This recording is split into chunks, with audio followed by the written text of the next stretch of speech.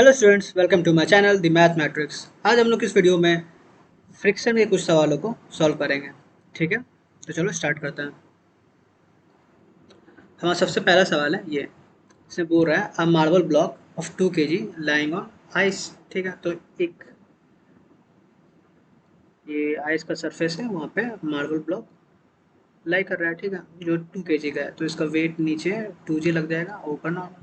ठीक है, आगे पढ़ते हैं।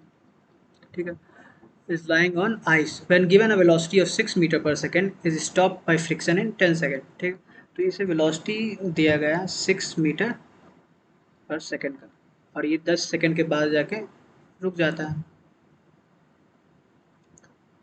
ठीक है, यहाँ पे इसका वेलोसिटी ज़ीरो हो गया। तो कोई भी सवाल में आप सबसे पहले डायग्राम बनाते हो। ठीक है, तो हमने डायग्राम तो बना लिया। अच्छा, इस नॉर्मल के कारण, और क्योंकि यहाँ पे रिलेटिव मोशन हो रहा है, तो यहाँ पे फ्रिक्शन लगेगा। ठीक है, उसी का कोफिशिएंट ऑफ सॉरी उसी का कोफिशिएंट ऑफ फ्रिक्शन हमें निकालना है। तो चलो, पहले तो हमें दिया गया था कि u आपका 6 है, और 10 सेकंड के बाद वो रुक जाता है।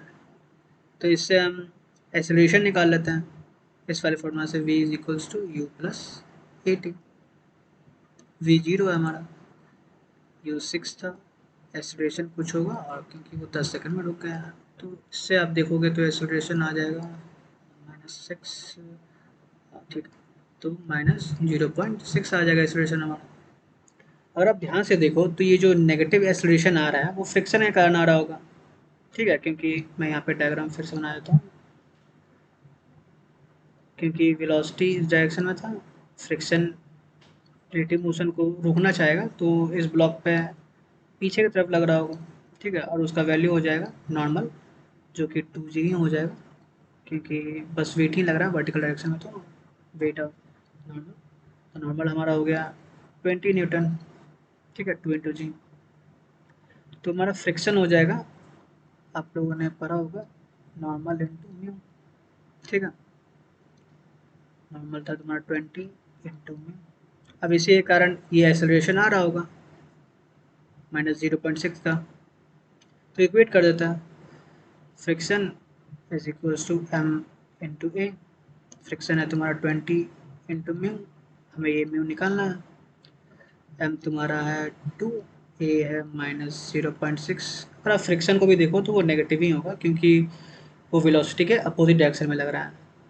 ठीक, तो ये नेगेटिव नेगेटिव चला गया, तो 10 आ जाएगा, तो म्यू विल बी 0.06। ठीक है, तो हमारा ऑप्शन हाँ सी सही हो जाएगा। ठीक है,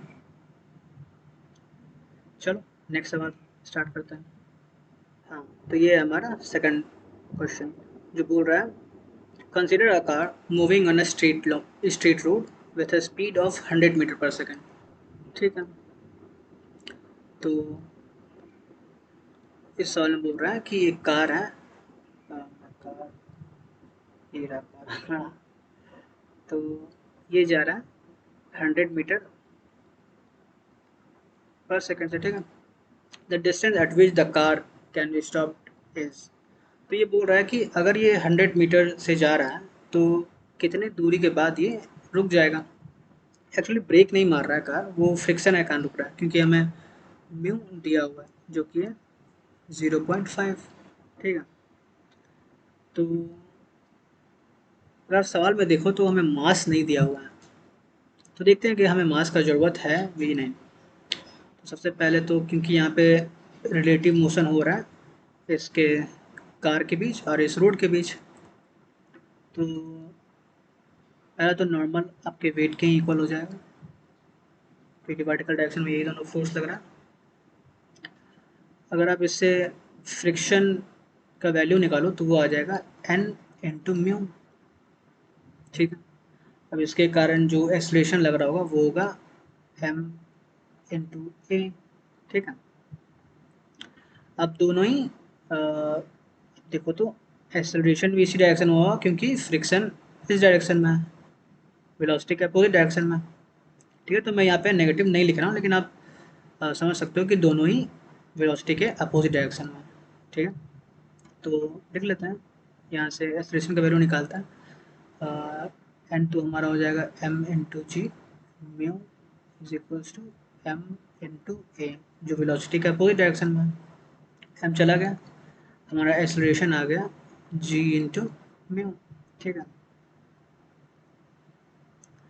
अब ये बोल रहा है कि आ, कितने दूर पे वो कार रुक जाएगा। तो क्योंकि हमें एक्सेलरेशन मिल चुका है तो हम ऑफ कोर्स निकाल सकते हैं कि कितने दूर के बाद वो निकलेगा। तो क्योंकि हमें टाइम नहीं दिया हुआ है तो हम यूज़ करेंगे ये वाला formula, v square minus u square is equals to 2 a s. ठीक है, वी ऑफ कोर्स हमारा क्योंकि वो रुक जा रहा है तो वी तो जीरो हो जाएगा, जीरो स्क्वायर यू आपका 100 दिया हुआ, 2 इंटू ए। एक्सेलरेशन हमने क्योंकि वो वेलोसिटी का अपोजिट डायरेक्शन में तो हमने नेगेटिव ले लिया, जी इंटू म्यू आ रहा, और ये एस जो कि हमारा आंसर होगा क्योंकि उतना डिस्टेंस ट्रैवल करेगा ये कार। ठीक है, चलो सॉल्व करते हैं इसके लिए। तो एस हमारा आ जाएगा 100 square on 2 into g into mu. ठीक है, तो अगर इसे सॉल्व करें हो जाएगा 100 times 100 2 into 10 times 0.5।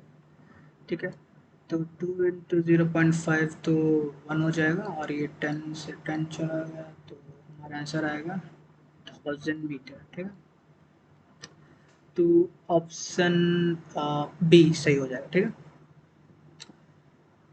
Of course इस सवाल में तो वेट नहीं दिया हुआ था, बट हमें एक्सेलरेशन निकालने के लिए वेट का ज़रूरत नहीं है। ठीक है, मास का ज़रूरत नहीं है, हमारा एक्सेलरेशन आया फिर उससे हमने डिस्टेंस निकाला। ठीक है, तो हमारा डिस्टेंस आ गया 1000 मीटर। तो अब स्टार्ट करते हैं ये थर्ड सवाल। ठीक है, इसमें बोल रहा है an object taken n times more time to slide down a 45 degree rough inclined plane as it slide down a perfectly smooth 45 degree inclined plane। ठीक है, तो उसमें कोफिशिएंट ऑफ फ्रिक्शन को पूछ रहा है वो। ठीक है, एक्चुअली मैं ये सवाल समझा देता हूँ आपको, ये बोल क्या रहा है। ये बोल रहा है कि एक ऑब्जेक्ट है जो इंक्लाइंड प्लेन से फॉल कर रहा है। ठीक है, तो स्लाइड कर रहा है, तो हमने मान लिया कि ये रहा ये ऑब्जेक्ट, ये वाला जो इंक्लाइन प्लेन से फॉल कर रहा है। तो पहले वाले में तो कोई फ्रिक्शन नहीं है। ठीक है, फ्रिक्शन लेस है, इस वाले सरफेस पे फ्रिक्शन है। ठीक है, अब वो बोल रहा है कि जो फ्रिक्शन लेस वाले में वो नीचे गिर रहा है और जो फ्रिक्शन वाले में नीचे गिर रहा है, तो इस दोनों में टाइम डिफरेंस है। ठीक है, अगर इसमें टाइम टी लग रहा है फ्रिक्शन लेस वाले में, तो इसमें लग रहा है एन टाइम्स टी। तो इसको कैसे सॉल्व करोगे? तो पहले तो इस दोनों केस में आप एक्सेलरेशन निकालोगे। ठीक है, तो मैं यहाँ पे बना देता हूँ पहले तो फ्रिक्शन लेस वाले केस में। तो फ्रिक्शन लेस वाले केस में तो आपका एक्सेलरेशन सिंपली देखो तो वो आ जाएगा, यहाँ पे अगर एम जी कॉस थीटा लगे तो यहाँ पे तो एम जी साइन थीटा लगेगा। ठीक है, और m g sine theta in driving force होगा। तो आपका एक्सेलरेशन फ्रिक्शन लेस वाले केस में क्या आ जाएगा, मैं इस साइड में लिख देता हूँ। तो फ्रिक्शन लेस वाले केस में आ जाएगा, यानी केस फर्स्ट में A is equals to G sine theta. ठीक है, अगर आप दूसरा केस लो जब फ्रिक्शन भी लग रहा है तो वो हो जाएगा, फिर से ध्यान से देखना इस डायग्राम को, यहाँ पे लग रहा है एम जी कॉस थीटा, यही आपका नॉर्मल हो जाएगा। ठीक है, यहाँ पे होगा जी साइन थीटा। तो फ्रिक्शन इस डायरेक्शन में, क्योंकि बॉल तो या ऑब्जेक्ट जो भी है वो नीचे गिर रहा होगा, तो यहाँ पे लगेगा फ्रिक्शन। तो देख लेते हैं कि इस केस में एक्सेलरेशन कितना होगा। तो एक्सेलरेशन हो जाएगा नीचे जी साइन थीटा से आ रहा है माइनस ये फ्रिक्शन के कारण जो एक्सेलरेशन लग रहा हो, फ्रिक्शन के कारण एक्सेलरेशन अगर आप देखो तो वो हो जाएगा एन म्यू, ठीक है, बाय ए। तो इतना नेट एक्सेलरेशन होगा उसका गिरते वक्त इस सरफेस के अलावा कैलकुलेट कर लेते हैं। वो आ जाएगा g sine theta minus N आ जाएगा एम जी cos theta mu upon m. ठीक है, सॉल्व करो। तो इस केस में जो एक्सेलरेशन आया हमारा वो आ जाएगा, इसको मैं E1 मानता हूँ, इसको E2 मान लेता हूँ। वो आ जाएगा जी साइन थीटा माइनस जी कॉस थीटा इंटू म्यू। ठीक है, मैं इसे रब कर लेता हूँ, गिव मी अ सेकंड। या तो अब क्योंकि हमें एक्सेलरेशन दिया हुआ है और ये बोल रहा है कि काइनेटिक फ्रिक्शन का, ठीक है, जो कोफिशिएंट ऑफ काइनेटिक फ्रिक्शन है और एन में क्या रिलेशन है। तो हमें सवाल में ये दिया हुआ था कि जो पहले वाले फ्रिक्शनलेस इंक्लाइंड प्लेन में गिरने का टाइम दिया हुआ है, मतलब टाइम दिया हुआ नहीं, वो अगर उसका टाइम टी एज्यूम करें तो इसमें जो टाइम लग रहा है वो एन टाइम्स टी है। ठीक है, तो अब सॉल्व कर लेते हैं कि इसमें फ्रिक्शनलेस वाले में कितना टाइम लगेगा। तो अब मान लो कि इंक्लाइंड प्लेन का जो डिस्टेंस है वो एल है, तो क्या हो जाएगा टाइम, निकाल लो इस वाले फॉर्मूला से, s is equal to u t plus half a t square. ठीक है, एस आपको दिया हुआ है, यू आप जीरो मान लो, तो हमें यू टी निकालने का ज़रूरत नहीं है। ठीक है, तो इस केस में आप टाइम निकालो, फ्रिक्शनलेस वाले केस में वो आ जाएगा टू इंटू एस अपॉन ए। ठीक है, अंडर रूट में ये आ जाएगा आपका टी, और वो क्या होगा, एक्सेलरेशन का वैल्यू पुट कर देते हैं यहाँ पे, हमारा एक्सेलरेशन फ्रिक्शनलेस वाले केस में, तो हमारा टाइम आ जाएगा टू इंटू एस, एक्सेलरेशन आ जाएगा जी साइन थीटा। इसी तरह अगर आप सेकेंड वाले केस में यानी कि फ्रिक्शन वाले केस में टाइम निकालो, इसको मैं लिख देता हूँ टी वन। ठीक है, तो टी टू निकालो आप, तो आपका आ जाएगा टू टाइम एस अपॉन इसका एक्सेलरेशन जो है G into sine theta minus cos theta में। ठीक है, अब सवाल में दिया हुआ है कि ये जो टी टू है वो एन टाइम्स टी वन है। ठीक है, तो पहले तो मैं ये क्लियर कर लेता हूँ यहाँ पे, तो उसको वहीं पे सॉल्व कर लेंगे। अच्छा कि जब भी आपको कोई भी सवाल फिजिक्स में है तो सबसे पहला काम आपका बनता है कि आप उसका डायग्राम बना लो। ठीक है, तो हमने तो डायग्राम का यूज़ कर लिया। अब हमें अकॉर्डिंग टू क्वेश्चन ये यूज़ कर सकते हैं कि जो ये वाला टाइम है पहले केस में निकाला, वो अगर उसको n से मल्टीप्लाई करें तब वो टाइम टू के इक्वल हो जाएगा। ठीक है, तो हम कर देते हैं, ये आ जाएगा हमारा two N two S G sine theta is equals to ये वाला टाइम, तो टी टू आ जाएगा two S on G sine theta minus cos theta में। ठीक है, दोनों तरफ स्क्वायर कर लो, तो लिख देता हूँ, वो आ जाएगा एन स्क्वायर और टू एन टू एस जो कटने वाला है और फिर जी साइन थीटा। ठीक है, इधर आ जाएगा two into S G sine theta minus cos theta में। ठीक है, टू एस तो चला गया। अब इससे आपको सॉल्व करना है म्यू को, तो कैसे करोगे, जी भी चला गया। ठीक है, तो मैं इसे भी हटा देता हूँ।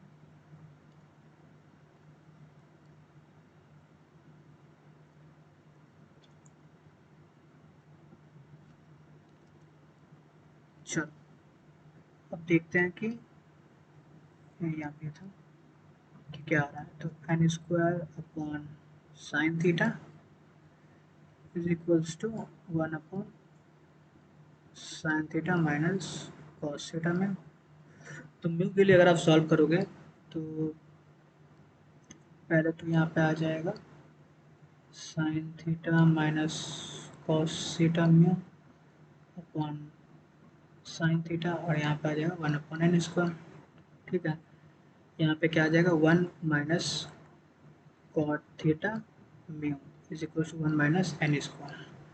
तो म्यू क्या आ जाएगा, सॉरी कॉट थीटा म्यू आ जाएगा आपका 1 माइनस 1 अपॉन एन स्क्वायर। ठीक है, अब ध्यान से देखो तो थीटा का वैल्यू में दिया हुआ 45, तो कॉट थीटा तो 1 ही हो जाएगा, यानी कि म्यू का वैल्यू जो हमारा आया वो है 1 माइनस 1 अपॉन एन स्क्वायर। ठीक है, तो इस सवाल में वैसे कुछ नहीं था, अगर आपने एक्सप्रेशन निकाल रखा है तो उससे टाइम निकाल लिया। ठीक है, और एक्सप्रेशन से टाइम आ गया, और उस टाइम में ये वाला कंडीशन यूज़ कर लेना है कि जो T1 है वो है n times T1 is equals to T2।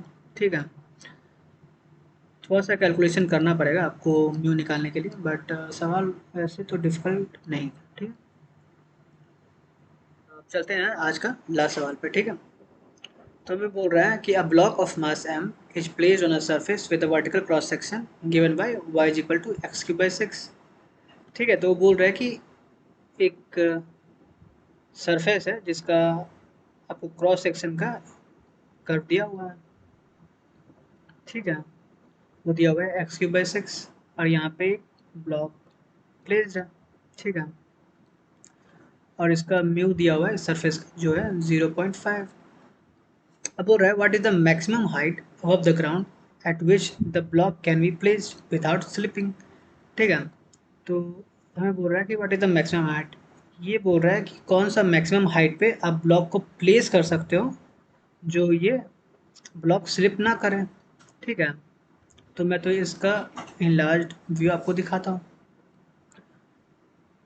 तो अगर ये ब्लॉक अज्यूम कर ले तो ये हमारा कर्व आ जाएगा, और यहाँ पे एम जी कॉस थीटा का कंपोनेंट लगेगा, यहाँ पे एम जी साइन थीटा।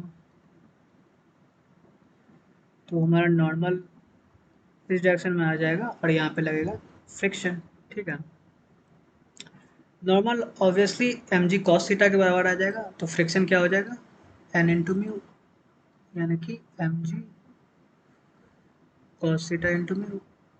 ठीक है, और मैक्सिमम हाइट पे ये एम जी साइन थीटा और ये फ्रिक्शन सेम होगा, मतलब एक दूसरे को बैलेंस करेगा।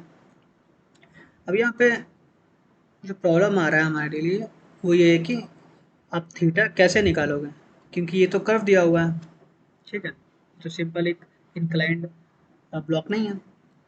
तो आप थीटा के लिए ये कर सकते हो कि ये जो फंक्शन दिया हुआ है y is equal to x cube by 6, अब इसको डिफ्रेंशिएट कर लो, तो वाई प्राइम आ जाएगा 3 into x square by 6 which will give you x square by 2। तो ये एक्चुअली में tan थीटा का वैल्यू है। ठीक है, आपने शायद डिफ्रेंशिएशन में ये ऑब्वियसली पढ़ा होगा। तो चलो पहले तो ये इक्वेट करते हैं एम जी साइन थीटा को इस फ्रिक्शन से, जो आ रहा है एम जी कॉस थीटा अपन, सॉरी इंटीग्रल। ठीक है, तो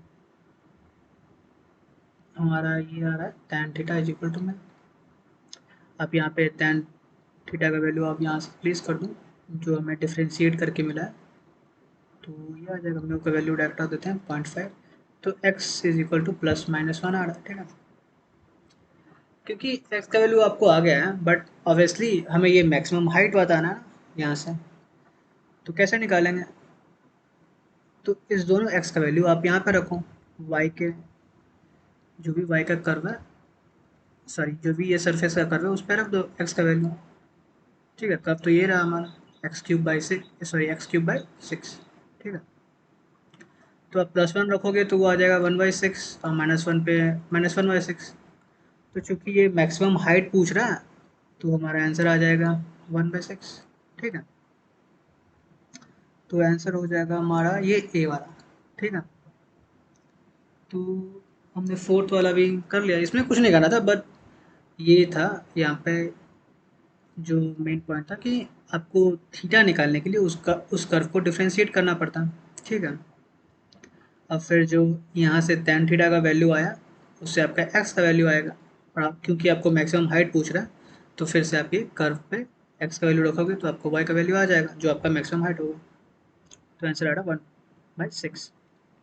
ठीक है। तो आई होप कि आपको चारों के सॉल्यूशंस समझ में आए होंगे। और उसके बाद अगर आपको किसी सवाल में डाउट हो या फिर आप चाहते हो कि कोई नया टॉपिक आप क्यों लेके आऊँ मैं, तो प्लीज़ आप कमेंट में जाके कमेंट करो। और अगर आपको ये वीडियो अच्छा लगा हो तो प्लीज़ लाइक करो, चैनल पे नए हो तो सब्सक्राइब करो। Thanks for watching this video, we will meet in the next class.